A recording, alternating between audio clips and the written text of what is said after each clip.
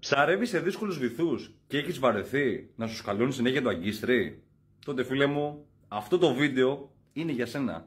Πάμε να σου γνωρίσω τα float.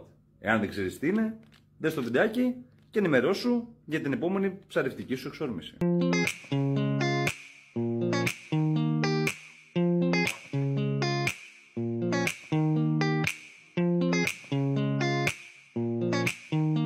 Το float είναι ένα εξάρτημα το οποίο μας βοηθάει σε πρώτη φάση σε δύσκολους βυθούς. Π.χ. όταν ψαρεύουμε σε σημεία τα οποία έχει πολύ μεγάλη φυκιάδα ή όταν ψαρεύουμε σε σημεία τα οποία είναι βραχώδης και μας σκαλώνει συνέχεια κάτω το αγκίστρι.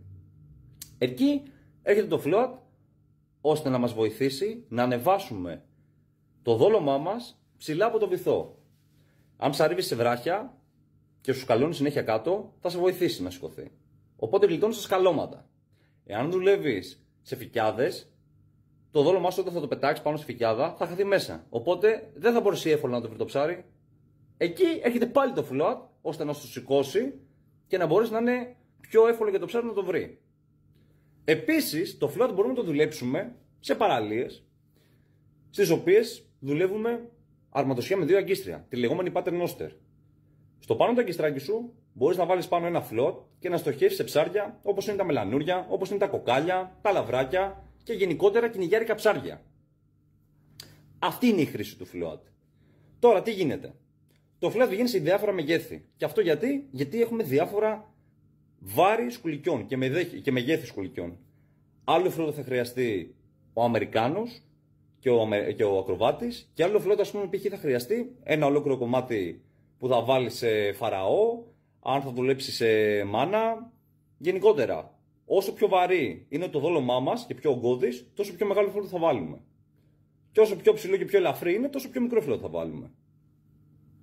Στην αγορά υπάρχουν πάρα πολλά float. Για μένα, τα πιο εύχριστα για το ψάρεμά μας είναι αυτά εδώ. Υπάρχουν και float τα οποία είναι μέσα με stopper, τα οποία τα περνάς και δεν ξαναβγαίνουνε. Θα πρέπει να κόψεις την αρματοσιά σου για να το βγάλεις. Εγώ θέλω να κάνω μια δοκιμή, ας πούμε, π.χ.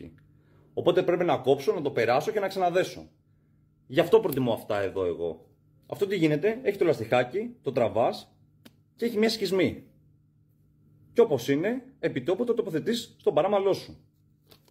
Περνάς την πεντονιά μέσα στη σχισμή, παίρνεις το λαστιχάκι σου και το ξαναπερνάς.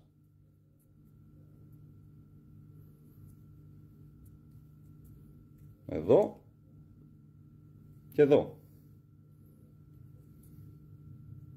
Ορίστε. Και μπήκε. Μπαμπαμ. Τώρα τι γίνεται? Αφού είμαστε δολωμένοι, το πάμε ακριβώς πίσω στο δόλωμα. Εδώ, το κατεβάζουμε κοντά στο δόλωμα και στο αγκίστρι. Οπότε όταν θα πέσει μέσα στο βυθό, θα μας το σηκώσει λίγο πάνω. Και έτσι θα είναι αντιληφτό το δόλωμα στα ψάρια. Αυτό εδώ είναι το float. Έτσι το βάζουμε και αυτή είναι η χρήση του.